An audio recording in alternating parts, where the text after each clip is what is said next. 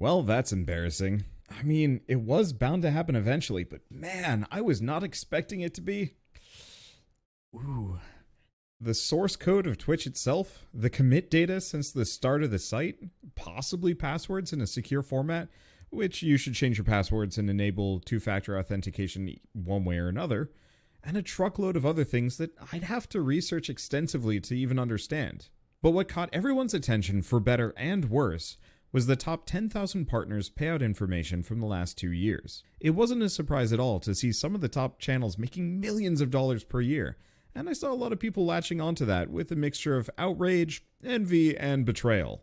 For me, however, it was everyone lower on that list that caught my attention, as the income levels for every streamer dropped off precipitously outside of the top 500 or so megastars. It's not a pretty picture down there, exposing the harsh reality that the majority of Twitch's partnered streamers have been toiling for hours every single day for little more than minimum wage, which made me lose a tremendous amount of faith in the system as it is. I always thought I was on the lower end, largely due to my stubborn decision not to push for subs or donations aggressively, or even having a visual representation of those things directly on my stream. But no, there I was, ranked 5,086th, surrounded by my peers that I'd always hoped are doing far better than I. People that I've admired for years from afar, and people that I honestly think make better content than I will ever be able to. And I'm honestly pretty mad about it. Pretty freaking steamed. Before I get too far, I should mention that this is a super weird topic for me. There's a lot of guilt and anxiety that comes with talking about money in general, but especially so when it comes to running a gaming channel online. There are going to be a lot of numbers, and a lot of it tends to be a bit dry, but it's important to me, and it's important to streaming in general. Hey everyone, Wanderbot here, and welcome to my take on the Twitch leaks, namely how Twitch profits from the free labor of millions of content creators, and how it's done little to compensate them or uplift them for their efforts. So the obvious question to address is, how do streamers, especially Twitch's millionaires, make money through Twitch?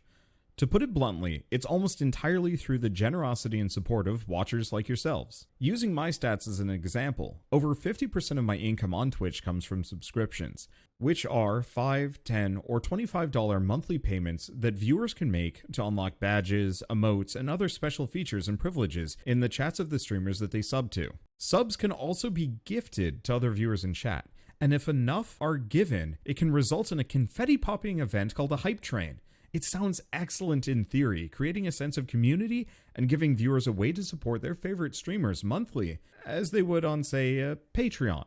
But unlike Patreon, which only takes 8 to 12% of subscriptions made through its service, Twitch takes 50%. Yep, that means whenever a viewer subs to a channel on Twitch, only half of the money goes to the streamer themselves. And then there's bits. Bits are one-time donations or tips that viewers can give to streamers throughout a live stream. Bit donations do not only notify the streamer of a viewer's contributions, but can also add them to leaderboards and give them additional badges and rewards. 100 bits is the equivalent of $1 and are often gifted in the hundreds or even thousands. These tips can add up, and for me, they account for about a third of my Twitch income. However, Twitch always wants their cut, so they tack on an extra 40-cent surcharge to every 100 bits purchased.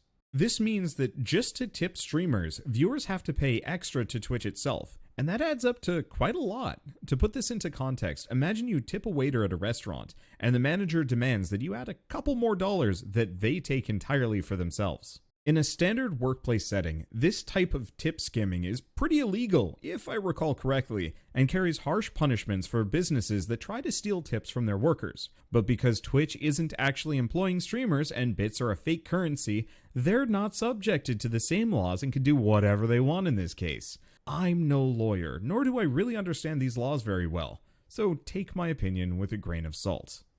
Lastly is advertising. As a gaming YouTuber, first and foremost, ad revenue accounts for the majority of my income, netting me over 5 times of my total monthly income on Twitch alone. And that's because YouTube plays ads before and during every single video that I've ever uploaded. And since these videos continue to accrue views years after their release, I'm able to earn an enduring passive income for as long as they're around. On Twitch, however, archived streams are deleted after 2 months by default, and the ads that play on those VODs pay far less than they would on YouTube. There are other revenue sources such as merch and sponsorships, but since Twitch has yet to find out how to be a middleman for those things, they aren't listed in the creator payout information, and therefore aren't relevant to this conversation. And as a final note on revenue, Twitch is very unforgiving to those who stream only occasionally or need to take an extended break. If you have to stop for any length of time, whether it be for a family emergency, rest and recuperation, or even something as simple as a vacation, a channel's Twitch revenue will plummet from the lack of new bits and subscriptions.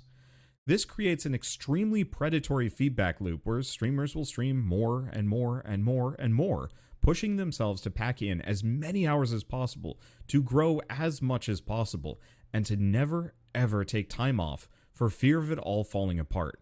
Sometimes to the tune of 6 to 10 hours per day, every single day, for years on end, with no weekends and only a handful of shorter, anxiety-filled vacations. I should know, because that was me for the last 7 years. Currently, there are roughly 50,000 partners and 1.2 million affiliates, which I'll generally assume are the number of active streamers on the site. According to the leaked data detailing the income of only the top 10,000 partners, only 3,000 of them are making a reasonable living wage from Twitch, which is approximately $40,000 per year or more, if we're going off of the average US income. And anyone 8,000 or below, no matter where you live in the US, is making less than minimum wage. I'm making an average of $22,000 per year on Twitch, almost entirely due to the consistent generosity of my incredibly gracious fan base. And if I divide that income between the hours that I've streamed just this past year, it reveals that I'm being paid roughly $9.50. That's barely above minimum wage, and even under the minimum wage of some cities and states in the US, including the one that I live in. Were I not using my Twitch footage on YouTube, the time investment just simply would not add up. But for so many partnered streamers below that 3,000 line, so many of them do not have additional revenue streams like I do, and are completely reliant on Twitch for their income. Which, mind you, comes with none of the added benefits that most people working full-time for a company would receive, such as a steady pay rate, insurance benefits, paid time off, retirement plans, social security benefits, job advancement opportunities, a fixed schedule, and people to rely on during rougher periods and tougher projects. Yes, working for yourself has some serious upsides, like having a flexible schedule, being your own boss, zero dress code, and no strict responsibility to anyone other than yourself and your fan base. But those perks are only worth so much when the primary source of every streamer's income is as volatile, irresponsible, and neglectful as Twitch has been over the last 4 years. Ugh. As the 5,086th highest paid streamer, I know full well that I'm incredibly privileged to rank on this list of 10,000 streamers, and I can understand why there is currently an outcry against Twitch's heavily skewed income statistics. Twitch is most definitely yet another system in which the top 1% or fraction of a percent make the majority of the income, by far. Twitch's streamers are professional entertainers, though. They can be gamers, musicians, artists, talk show hosts, reviewers, sports commentators, and so much more. What makes Twitch streamers unique to those traditional occupations, however, is that they can be self-made through the platform, irregardless of the location and with no need of networking, agents, talent scouts, portfolios, or physical prowess. It doesn't mean that it's easy, far from it in fact. It just means that the barrier for entry is far lower at the moment. But no matter how you break it down, it takes thousands of subscribers and millions of bits to reach millionaire status with Twitch. And even then, the streaming megastars don't make nearly as much as entertainers in other fields. And for everyone below them, not even close. It's downright monstrous that Twitch pays its dedicated streamers as little as they do, especially since they reportedly made $2.3 billion, primarily off of subs and user donations in 2020, 800 million more than in 2019. There's no way that the bandwidth costs come even remotely close to that number. And even if you throw in maintenance costs, salaries for their approximately 6,000 employees, ridiculous executive salaries, and more. Sure, Twitch provides the platform and the viewer pool for people to grow a community out of, but since approximately 3/4 or more of every creator's income is through the generosity of their fans, it's super dirty that Twitch feels entitled to such a large cut of subs and bits. They can at least justify taking a big part of the ad revenue since they at least did the work and therefore earned it. And all of these greedy practices wouldn't be nearly as bad if Twitch wasn't a subsidiary of Amazon, the 5th richest company in the world. If they didn't take 50% of viewer subscriptions, at least 20 to 30% would feel somewhat fair. Kinda. This alone would push some of those minimum wage streamers into an actual livable wage bracket. If Twitch actually rolled out new features at a steady rate that weren't just paid channel boosts where they take all of the money for themselves. If they were far more active about moderating the platform, identifying problematic streamers, and actually holding them accountable with suspensions or even bans. If Twitch were better about protecting streamers of all sizes from things like hate raids, follow bots, targeted harassment, and so on. And if Twitch actually promoted smaller creators, especially marginalized ones, uplifting everyone with better, non-paid discovery tools, instead of focusing on their megastars, no matter how problematic they can be. And those are just the things off the top of my head. They are a big company, and they really could do so much more for creators if they wanted to, but they don't, and so they don't. According to former Twitch staff interviewed by The Verge, Twitch really only cares about money, and is only motivated by the pursuit of getting more. Color me surprised. The only real reason why this is acceptable in the first place is because we're all far too used to everything being either dirt cheap or free on the internet. Creators are expected to provide entertaining content daily without compensation, hoping that they can build a following that will allow them to make a living off of their work. I have seen countless friends dive into both YouTube and Twitch in hopes of becoming big-time content creators, drawn in by the glitz and the glamour of the people at the top, and the allure of playing video games for a living. It's a nice dream to have, but to see so many people destroy themselves working well over full-time in the pursuit of that dream, while sites like Twitch and YouTube happily pocket billions, it makes me unreasonably mad. Of all of these dreamers, the only ones that I see that are still happy are those that use their streaming career as a springboard into other careers, like joining a gaming-centric PR firm, a publisher, or even becoming a community manager for a studio. I'm not saying that Twitch is a total scam, as there are some major benefits to the platform, but as it currently is, it should never, ever be almost anyone's core focus. It's a great focus tool if you want to finish games, a good resume builder for anyone hoping to show off their community, PR and marketing skills, an okay way to potentially meet friends, or a way to supplement another channel elsewhere like I do. If these leaks have taught us anything, it's that everyone, including streamers, aspiring or otherwise, should be aware of just how low of a success rate there is at reaching a comfortable living wage with Twitch, even for partners. The platform should be seen as a resource and as a stepping stone instead of a dream job to be pursued. You should make Twitch work for you and not the other way around. The first and most important thing that every streamer should do, in my opinion, is to diversify. Twitch pays peanuts for the amount of work that streamers put in and should hardly be the sole focus for any video-based content creator unless they're hitting a period of extreme growth on the platform. And even those gains are often pretty ephemeral, lost the moment they take time off from streaming for any reason, be it a death in the family, a mental health break, or even a vacation. I said earlier that I supplement my Twitch with YouTube, but in reality it's the other way around. I supplement my YouTube income with Twitch largely as a focus and as a community building tool, rather than for the money. I easily make 5 to 6 times as much purely from ad rev over on YouTube, and while they do take a 40% cut, the pay and the other perks are enough that it just does not bother me. Sure, streaming is less work than editing and uploading videos, but the sheer disparity in value more than makes up for it. Not to mention, having a decently sized YouTube channel is the single best thing I could have ever done for growing a channel on Twitch, and I highly recommend that at the very least, every streamer should post their streams to YouTube, if not higher effort content.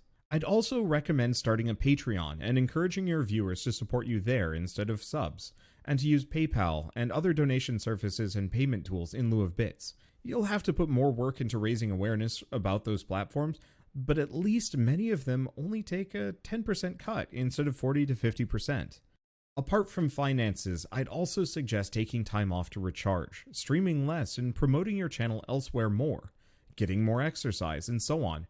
Being a full-time streamer is brutal, and while there are losses that can be had by streaming less, streaming constantly will only lead to lower quality content, burnout, and some pretty nasty physical, mental, and emotional health issues.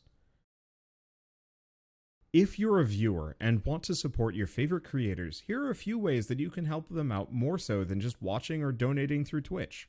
You can watch them elsewhere, especially if they have a YouTube channel, which tends to pay orders of magnitude more per view, assuming you don't use adblock. You can donate via PayPal or Patreon, both of which take far smaller cuts. Sure, you might not get the emotes or the channel icon, but they're superficial anyway. You can softly encourage your favorite creators to make healthy decisions, like taking time off and streaming for fewer hours. And you can give other games a chance.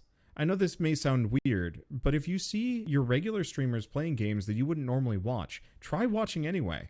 Streamers often will feel completely locked into one game or genre, and while it's super weird to encourage viewers to watch things that they're not interested in, the fact is that viewers have all of the power in this situation, so I feel compelled to at least bring it up.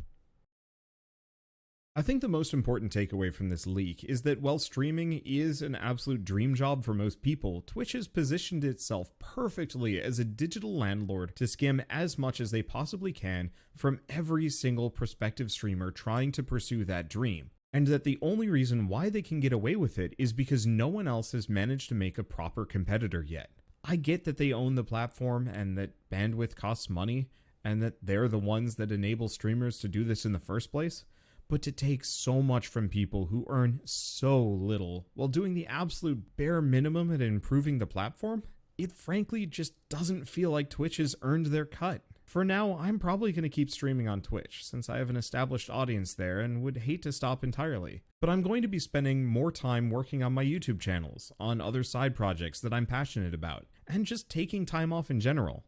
Once upon a time, Twitch was trendy, with a tight-knit community of communities that really felt like home. But nowadays it feels more like what it really is. A big business out to extract as much money out of a bunch of user-generated content and labor while giving back as little as possible, and staunchly avoiding ever classifying any of them as employees. And it sucks. I realize this video is one giant hot take sourced from 7 years of growing discomfort, but I felt like I had to say something, and to get it down in a concise and organized manner. Otherwise it would keep leaking into my other content, and I'm glad that I did. I'm absolutely expecting to get lambasted in the comments for my entitlement, or to be told to just get a real job, or to stop whining about my dream job. I try to preemptively counter those arguments, but that, my friends, is best left for an entirely different video. For now, thank you all so much for watching this video. It was incredibly cathartic to make, and I hope that it was either helpful or insightful to you in some way. Also, thanks so much to my partner Shell for helping me script this video. The first one was way too dry, and this has a lot more passion in it, and it really brings the point across so much more. And with that, if you guys liked this video in any way, shape, or form, leave me a like. It helps more than you know. And if you want to see more like it, let me know in the comments below and hit subscribe, because this sort of thing is maybe a little bit more vulnerable and a little bit more man behind the curtain than I normally do, but at the same time, I feel like these conversations need to be had, repeatedly potentially until things improve, and also to raise awareness. And speaking of, if you did like this video and you know a streamer that is kind of waffling on streaming as a career or looking into getting into it further and is a little worried about the money prospects, show them this video. It might not help them entirely, but at least it'll make them feel like they're not alone in this. And I think that's important. And thank you especially to my Patreons, who admittedly had no idea this video was coming, but supported its creation all the same. And with that, thanks for watching. I'll see you next time.